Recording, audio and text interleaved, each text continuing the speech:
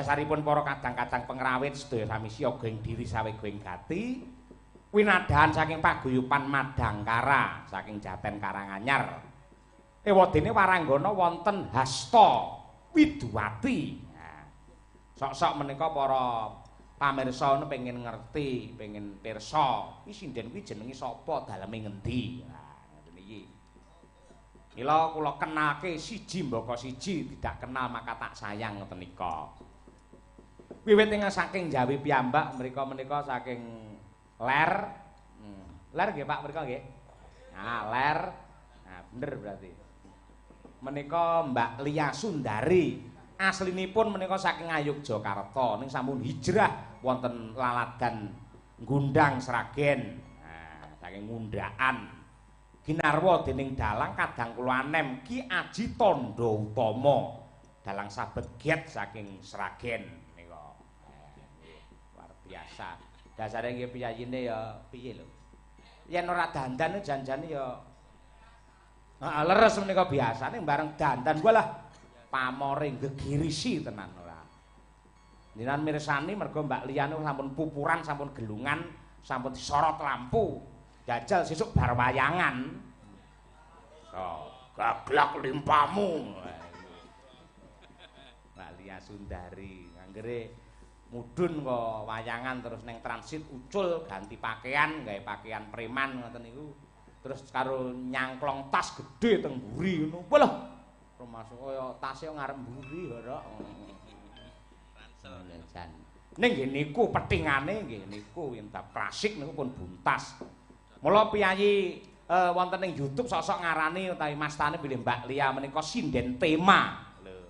Kaya ana lho sing prisa sing ngarani Mbak Lia menika sinden tema. Mergo hubungane kalih adegan utawi kalih lakon. Nah, niku Mbak Lia Sundari. Duwe pepetingan dhewe-dhewe. Angka kalih menika Mbak Tri Hastuti Retnawati. Retnaning Tyas Kumala Retna. Saking laladan Widodaren Ngawi. Nah, dusunipun Kauman. Menika Mbak Tri Hastuti Retnawati. Riyin menika nalika tasih SMKI menika mendhet jurusan tari. Babar pisan mboten dugamana rampung saking SMKI kok mak jedul akhiripun dados waranggana, dadi penyanyi kondang, penyanyi handal. Apa-apa ora mbalekke. Niku. Dadi pamane kok kanca-kanca waranggana ngono, "Apa ki lagu apa?" Mbak Tuti mesti langsung iso. Tenan niku. Kula pun mbuktekke bola-bali mangcek teng YouTube pun tadi channel. Mbak Tuti mesti merantasi gawe niku. Lek klasik niku Mbak Lia, yen kreasi niku Mbak Tuti niku saestu. Angka 3 menika Ibu Sukesi Rahayu. Nah, menika Mbok Etruk Kecuk menika. Gawan kotak nggih.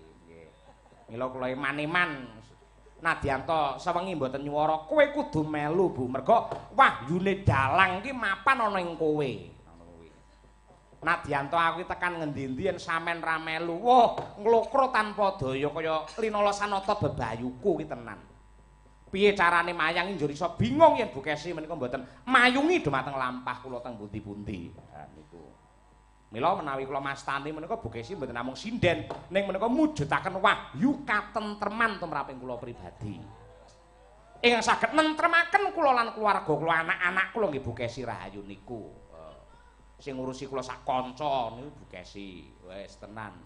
Wis saka pengrawit, sinden, seragame piye, nganti tekan piye engko ijole bensin kanca-kanca, treke sound system piye, treke gamelan piye, iki gamelane wayahe braso apa durung, wayahe nyerpis apa durung, sone wayahe ganti rehab apa durung, ngen streaming iki wayahe ganti syuting apa durung. Ngoten niku mribu Kesi sing perantasi kabeh. Urung le ngurusi anak-anak. Beyuh, anggere anak-anake do ngamuk ngoten anggere Bu Kesi sampun menteleng munggah meja.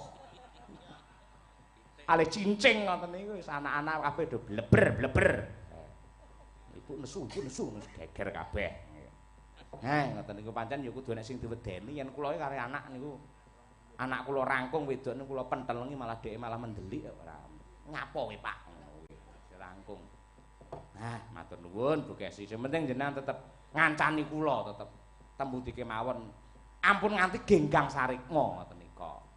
Mergo watak kula yen nganti adoh kali jenengan, wah niki mangke ngibarati teng Bangjo Tan Wurma bakal belok kiri jalan terus lho menika. Nah niku. Mula men sampean ra kuwatir ra semelang kaya ninggal bayi pinggiring belumbang sampean kudu melu. Culek Mbak Elisa rabi ya dhewe wong loro. Ayo. Teko rono. Ayo. Pertanyaannya musuhe sapa ki nggo? Tak pujek-pujekke entuk jodoh sing pas. Ayo. Pujiku sing pas pokoke, cocok. Kalajengaken menika Mbak Birgita Ayu. Saking laladan Kota Tahu Kediri. Mbak Birgita menika menawi lelewane ngoten niku pun mirip kalian Mbak Elisa niku. Dadi yen Mbak Elisa mboten enten ngoten, Birgita kula dekne ngono kendele kliwat kuli Mbak Elisa niku. Wingi ndulang kula, oh ngono kuwi. Ngambungi kula. Oh. Mergo kula ulang tahun, nganti kaya ngoten niku. Tulen joget ya anggere bokonge mak cedhit walah tenan. Tenan. Fotokopine jenengan Mbak Elisa niku. Apik tenan. Tak dongake iso melejit. Sampeyan iso kondang, iso laris kaya Mbak Elisa Birgita, tenan. Pokoke kudu ndongane aja lali, sinau aja lali, pengalamane akeh, ngilmune akeh. Dongakne sinden laris bintang tamu. Regane larang yen ora 20 juta aja budal. Akhire nek wong wani nanggap ning omah turu. Tur menika calonipun nggih dalang kok menika kok. Calonipun menika nggih dalang. Mila menawi sampun palakrami binjang kok menawi nggih namung nyindeni garwanipun. Iya bakul kopi kali susu wae. Sambene menawi pas pandemi utawi prei niku pancen menawi order ngoten niku. Mbak Birgita nyuwun susunipun. Nggih, kula preske ngoten niku. Diterke tekan dindi karo sing lanang kerja sama. Lho, ngono kuwi sing apik ngono kuwi. Dadi wong pacaran iki aja nganti saling merugikan, saling menyakiti, ning kudu bisa saling membahagiakan dan saling menguntungkan ngoten niku. Kesetiaan kudu dijaga sing nganti apik lan becik, mergo becik ketitik ngono lho. Salajengipun menika Mbak waduh Nimas Ayu Winong Nawangsih saking Tulungagung. Wah. Winursita lampahe anut wirama. Kita warga seni jaranan dangdut kreasi pinaringan asma turangga sapitri putra tak tu dendang dung tak tu dendang dung Mbak Winong mangkate mbiyen sarunge nyinden ya pancene jaran bocah iki anggere ngangge kaos kaki sisih ngono kuwi anggere dadi ngono kuwi lek urung diloloi gedang goreng rung mari niku. Mula yen joget ya luwes kewes tenan Winong. Dasare ya piyayine ya wis gelem diet saya cilik awake saya singset saya becik. Dasare ya ngen praupan niku praupan pripun nggih. Marai seneng yen nyawang niku nyawang Mbak Winong marai seneng. Ora duwe ulat peteng mboten duwe. Mergo bentukan utawi cara wayang bedane ngen mripat, ngen idep, ngen alis niku pancen wis nyenengke tenan. Lho kaya ngoten niku lho. Apik temenanan lho Dra Kemayu ngoten niku to lek film ya nggih. Nah salajengipun menika kala wau wonten ingkang kepareng WA menika Pak Daryono. Wah iki sampingipun Mbak Umi menika sinden enggal nggih. Kula nggih matur mboten enggal niku pindahan. Menika Mbak Wanda Mara utawi Wanda Amara. Lho wis ana sing nakokne lho. Wis kowe bakal eksis kowe Wanda tenan. Menika saking Jagaraga Ngawi. Asma kinarya Japa. Jagaraga tegese pancen anggenipun kuliah wonten isi Surakarta, Mbak Wanda menika pinter anggenipun njaga kalian raganipun. Nah niku. Aja nganti singgol diutik-utik karo bangsa wereng lan bangsanipun. Codot-codot sing tandang web niku. Wis tenan. Dasare bocah ya ayu meneng ngono kuwi ra duwe uni. Lho ngono kuwi lho. Yen pengen golek swarga golek bojo kados Mbak Wanda ngoten niku. Mesti pasrah ngalah ngono. Sing lanang lunga sewengi ngono iki dhek ya mung mesem. Sing lanang mulih ra nggawa kaya alhamdulillah sepenting sehat. Sing lanang duwe demenan ngono dhek ya tetep mesem guyu, ndongake sing apik. Mung pasrah sing lanang nakal tetep meneng sing lanang mending meneng saya kuru akhire stroke. Ora tetep sehat Wanda. Kalajengaken Mbak Umi Hafifah menika sing di omah. Wah, tuan rumah cara wong bal-balan. Mula nggih wit sore menika gleleng piyambak. Dasare ditunggoni kalian bapakipun Pak Wiji Tikus. Asmanipun pancen Pak Wiji Tikus ngoten niku. Rene nggo jeep nika rupane putih nika mburi terus podang kuning. Waduh. Hubungi 081252. Ayo. Ayo niku elok-elok. Ing minangka pamungkasing paseban menika Mbak Elisa Orkaros Alaso menawi adatipun menawi daerah Kilen ngoten Mbak Elisa le tampil niku namung limbukan tok. Kula menika nggih bingung tuwuh tanda tanya neng kene kok kersa nganti gara-gara iki sebabe apa? Lah kuwi lho. Adate kula nyimak Mas Yusuf Ansor nika terus kadang-kadang dalang Ayogja Temanggung nganti tekan Magelang niku bal limbukan kok kundur. Aja-aja engko tak peksa nganti gara-gara dhek terpaksa. Nah, malah kula mboten penak. Napa to, Mbak? Bentene napa Mbak Elisa niku? Cek. Negara mawa tata mawa cara. Wak. Apa negara mawa tata mawa cara niku lho. Oh, desa mawa cara, desa mawa cara, negara mawa tata. Nah, kalau di Jogja itu sama Temanggung sama daerah Magelang memang kan gaya Jogjanan. Ya. Cara gaya Jogjanan itu memang kalau seneng-seneng itu semua ditaruh di limbuan. Kalau koro-koro sukanya mat-matan. Jadi lebih suka dalangnya nanti gojek sendiri antara Petro Gareng sama Bagong, terus nanti sama sinden-sinden ngaten. Jadi emang kalau euforianya ditaruh depan semua.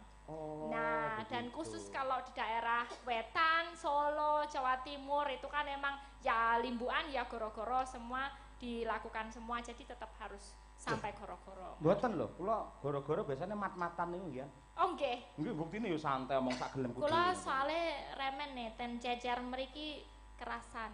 Sing mari kerasan no? Nonton langsung live sama ya. Idola. Kan jenengan idola saya, jadi tak syuting terus, tak foto terus. Ning sayange mau kok yo ketok anu yo, aku rada isin tayet. Apa? Tayet iki to? Oh iki pramuka gitu. Aku arep moto-moto kok ketok tayete dadi tak unggahke sih. Oh kudu diunggahke kudu kreatif. Ning sampean ngarani aku dalang idola padha karo nyeblokake aku lho. Kok nyeblokke kayak gitu? Idola iki dalang ora larang. Iki dalang ora larang. Lah jane larang apa ora? Hah? Jane larang apa ora? Tergantung. Tergantung. Lek rene awakmu larang. Lek awakmu sak ikhlase gelem aku. Ya ampun ngaten. Panjenengan itu udah jadi idola. Buktinya dari awal sampai akhir penonton juga bertahan nonton panjenengan. Berarti kan memang panjenengan ditresnani sama masyarakat Ponorogo. Matur nuwun. Kula niki nggih bingung Mbak teng mriki niku. Mergo nyawang tengen niku tembok. Ono ya seng. Gudang. Biasane lak penonton niku lak teng kanan kiri. Wah, penontonnya sik rame gini ya, iso kelihatan, komunikasi ngoten to. Ya, kadang di balik panggung juga pada teriak-teriak apa gitu ya penonton. Tapi ini dari sana semua, Pak. Banyak, Pak, masih banyak sampai belakang. Oh, masih menanti dan ikut mengamati pertunjukan wayang panjenengan. Bedanya Ponorogo dengan wilayah yang lain di sini ini, terutama di daerah Sukorejo itu memang penikmat wayang. Nadianto nganti jam 2 gitu. Lek wong nuwun sewu wong pikirane sing rada pendek ngono, wah ngopo ndelok wayang guru wayang ngono kuwi to. Wong nggih turu jujur belunge. Ning gandeng piyayi mriki niku para penonton sedaya ingkang lenggah menika sutresna budaya ngrungkepi tresnani, duwe rasa handar bene tumraping jati diri bangsa budaya wayang kulit. Mula nggih ditunggoni diapresiasi ngantos enjing menika. Inilah sejatinya penonton wayang kulit yang kita nanti-nanti seperti malam pada hari ini ngono. Tur tertib semua Pak, nggak ada apa rusuh atau apa gitu. Jadi kalau yang suka hiburan limbuan tadi udah di depan. Gantian yang suka wayang tadi yang suka limbuan pulang, gantian yang suka wayang maju ke depan gitu. Tertib. Iya. Seneng aku lihat sebagai pengamat dan peneliti seneng. Teliten apa neh liyane? Hah? Apa neh ngono sing teliti dalange we oleh ra? Oleh, boleh. Iki mau struktur Pak keliran kuwi lek piye, kurang piye? Aku kalau ngeritik kurang piye ya aku nggak pantas soalnya jauh dari sempurna, apalagi aku kan nggak pati somayang. Jadi aku cuman bisa melihat dan mengamati aja terus memuji kelebihan-kelebihannya. Puji? Iya. Oh iya. Ah! Iya. Iya. Wis ngeten iki, Mbak. Biasane lek cara kula mriki gara-gara rada mundur ngoten niku. Limbukane ya rada mundur ngoten niku. Ya, enggak harus semua kan enggak dipakemkan. Jam sekian harus apa, jam sekian harus apa, ngalir wae to Mas Petro. Wah, iya, terima kasih. Terima kasih ngoten niku. Kula nggih titip kali anak-anak kula sinden niku mang beri motivasi. Piye carane iso nyusul kalian jenengan. Nggih, pun kula motivasi tadi sebelah saya Umi tak kasih tahu. Ini kalau kamu udah sering maju, kita kalau maju satu kali itu kan cuman durasi 10 menit sampai 15 menit lah. Sesuk nek wis jadi bintang tamu berarti kudu iso maju tapi dalam waktu 1 jam sampai 2 jam kudu iso mikir. Tak tantang. Soalnya dulu beneran zaman Pak Seno saya tuh ditantang. Kamu mau ya jadi bintang tamu, langsung ditawarkan sama waktu itu Universitas Ahmad Dahlan, ditawarkan ke sana. Ini yang jadi bintang tamu sinden saya aja Elisa. Seko regane mosok tak omongke ya ora apa-apa. Seko 350 munggah dadi 1 juta. Pas kuwi tenanan. Nek dadi sinden biasa 350. Oh. Tapi nek kowe gelem mikir tak naik 1 juta ya Lisa ngono.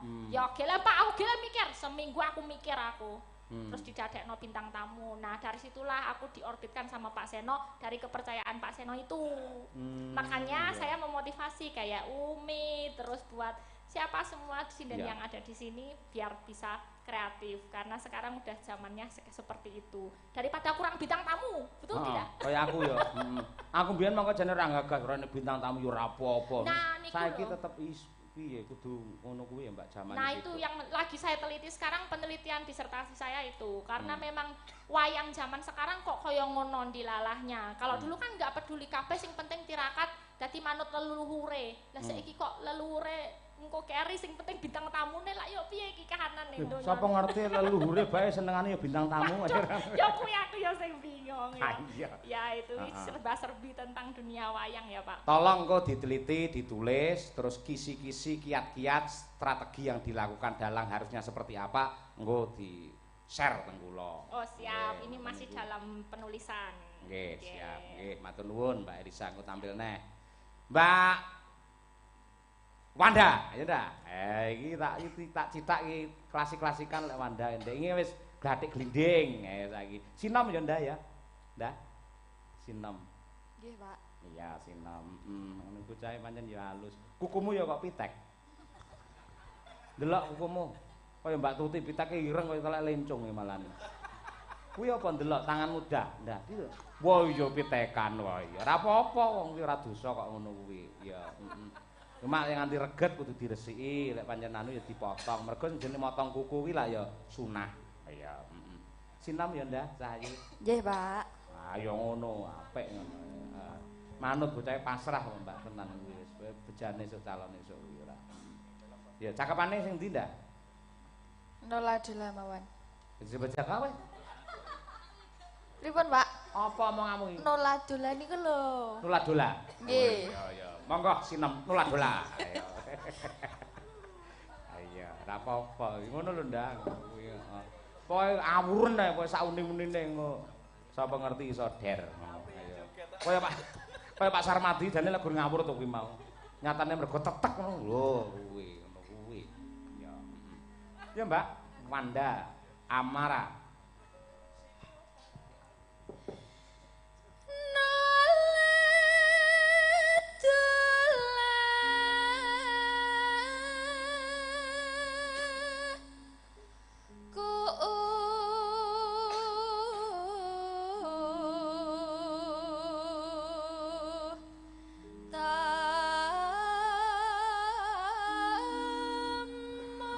Sawung galing sawung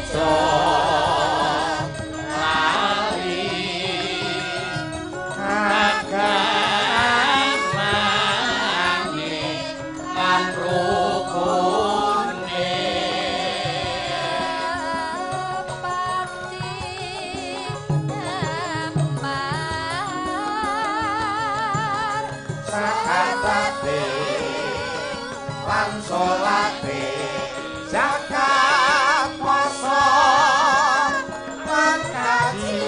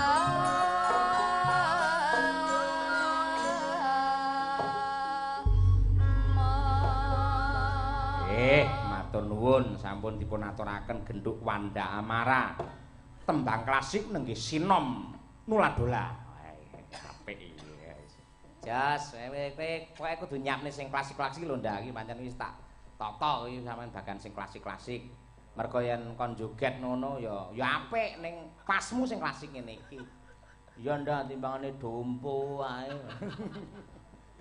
tangane tengen maju sing sikil tengen ya maju mandek ngono ya genti ngono nah kiwa maju ciwa ya maju ha iya mergo duwe ciri khas dewi-dewi ning joget dompo ngene upamane dhek PD jane malah dadi lucu lho kuwi malah apik lho kaya Mbak Eka getu-getu jane lak lucu kowe jogete ora luwes kae ning sing tresnani pirang-pirang dadi perlu kepedean ning ora kepedenen lah kowe penting ya bener iki akeh sutusna budaya sing tasih kepareng wungon monitor mantarku tadi channel lan ugi Sakti TV Live.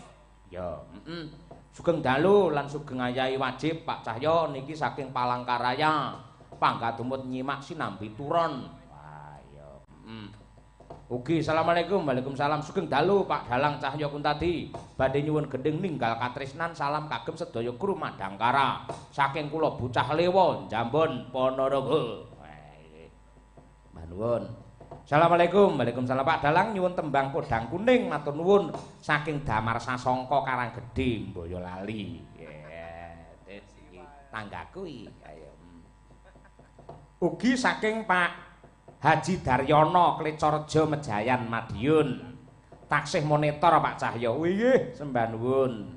Mbah Aris, wah setuju Pak Cahyo menawi Mas Sulomo Prasetyo dados bintang tamu. Oh, iki lho. Di penggemar dewe-dewe wisan. Wah, jos iki. Mas Prasetyo. Wah, danten kareng iki sesuk kuwi. Ayo. Sampai pawane entuk kok ya. Ayo. Ora perlu kakean gunem sing neko-neko ora perlu mbanyol anggere nyekelme karo dodoh. Ayo ngono wis jalan. Nah. Saking Bu Kesi. Oh, apa Bu? Semangat, Pak. Penontonnya ora sudo malah ngangsek. Luar biasa perangane sing kaya Pak Anom Suroto. I love you Pak. Tak tambahi dhewe mesake lek bojoku tak apusi terus. Kok tambahi dhewe para derek. Nggih. Podang kuning Mbak Lisa, yo karo Umi yo Om yo. Nyambut gawe Om. Ayo coba kaya apa iki masak. Bocah iki. Bar iki engko Umi ben nembang nerokne anu ning Umi Laila. Wah apik, Mbak. Oh iya. Aku pengen delok ayo. Saya ngomong. Ayo. Ayo. Ning podang kuning sik ora. Ya melejit bocah iki ora. Ora nglegewa mbiyen tak temu nang Desa Winong Jetis. Bocah nyumbang bawa ya podang kuning iki akhire kok wadah jenenge saya melejit. Dulu umur berapa ditemunya? Dulu kelas 2 SMP. 2 SMP? Iya. Langsung pindah rumah tempatnya Pak Cahyo apa gimana? Iya, pindahan. Langsung pindahan. Aja pindahan ngono kuwi to omah kowe malah ra mentolo ora. Nggih, tegese manggen tenggen kula. Nggih. Wah, ayo. Manggen. Ayo tunjukkan iki tempatmu to Ponorogo ya. Iya. Iki Tempat malah saya. Gleleng ya, wis nggone Ponorogo, terus ya wis kulino dadi bintang tamu. Cirinya apa, Pak? Cirinya sinden bintang tamu tuh cirinya apa? Nomor HP-ne loro. Ayo, siji nggih admin, siji nggih pribadi. Ayo. Lumayan iki. Enek pira kowe bintang tamu? Sasi ngarepe. Bulan depan nggak ada bulan depan.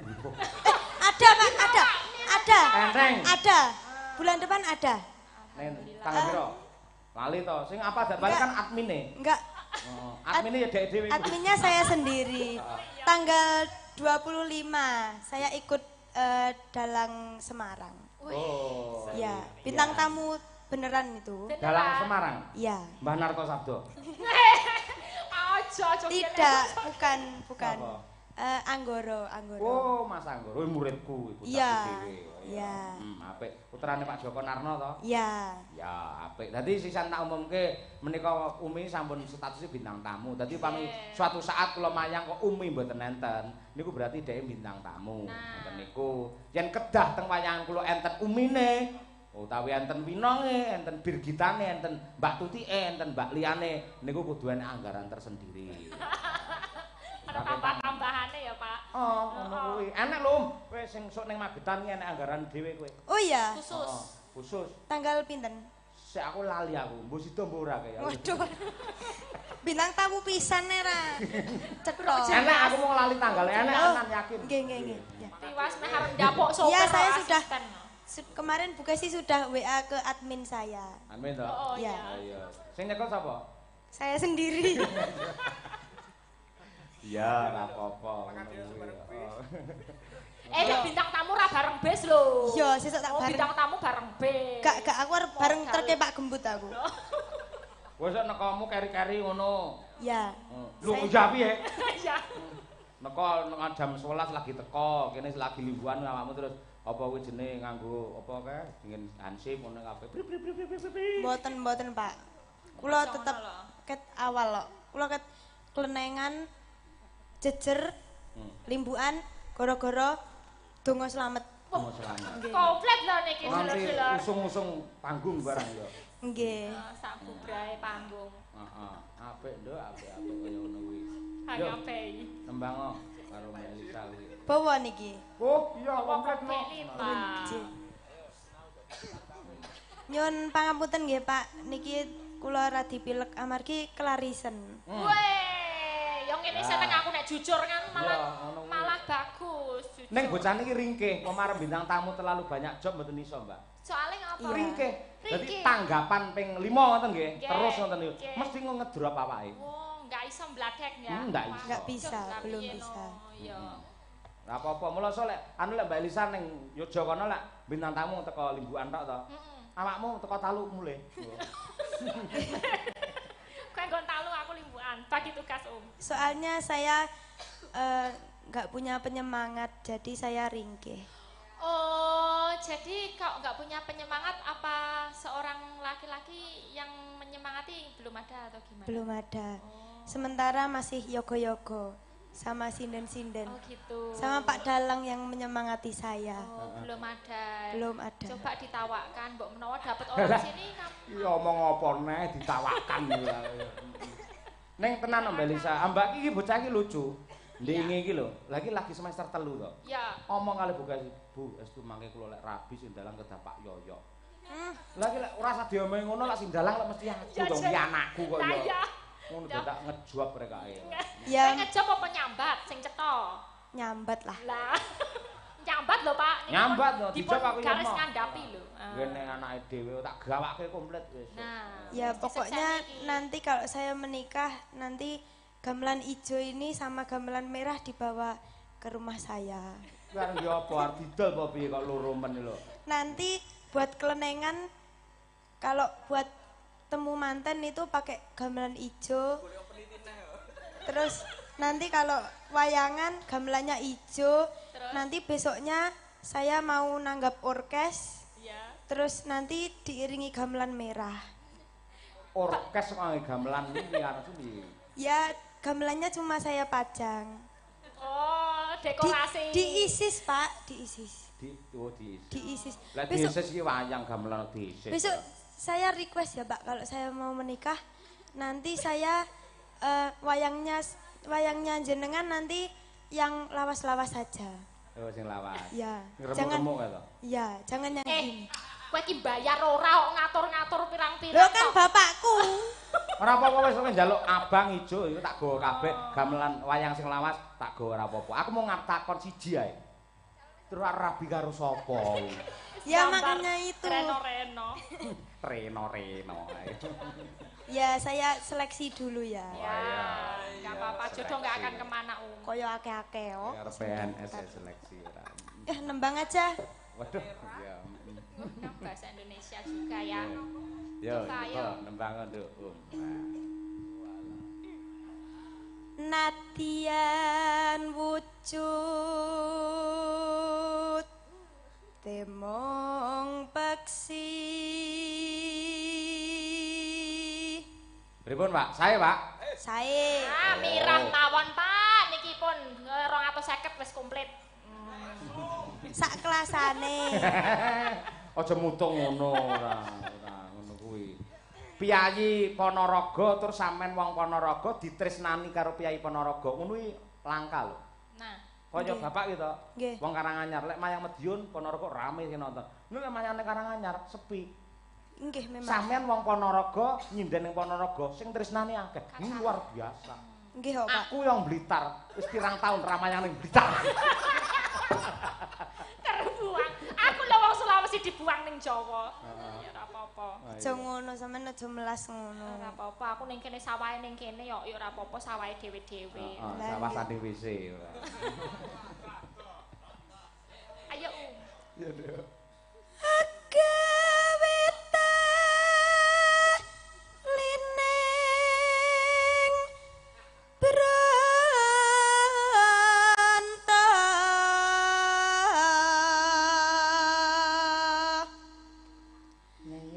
alus manis nangsa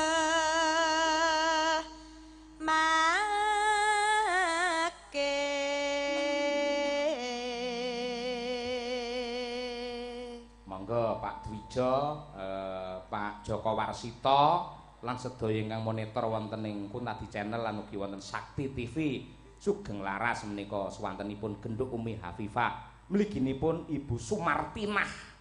Monggo saking Kulon Progo. Penggemari Umi. Pasuwinggan kunglah lana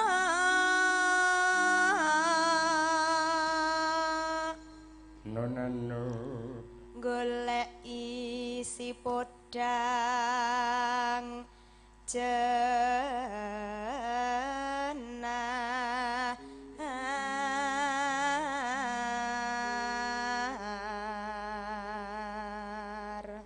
Nanunane.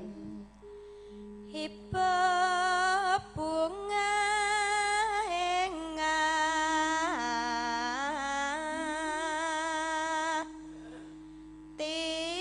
tiku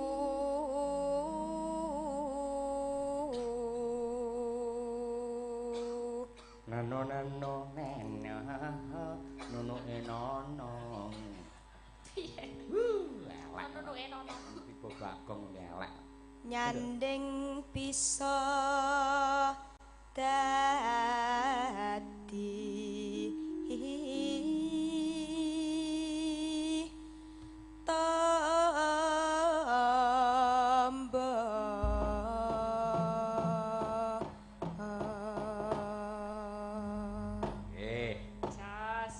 agak serak-serak sedikit nggak apa-apa, tapi Nggak apa-apa. Cep. Iya. Serak, berserakan. Podang kuning adalah doa untuk Kaudi Sukomaju. Podang adalah burung yang bisa terbang, kuning adalah emas. Semoga dengan ulang tahun yang ke-50 mampu membawa anggota Kaudi Sukomaju ke zaman keemasan. Amin. Mangga, dados. Esuk awan ning omah wis ora krasa. Guyuran anggoleki sing tak sayang. Mubeng-mubeng mitur anggonku goleki ora krasa.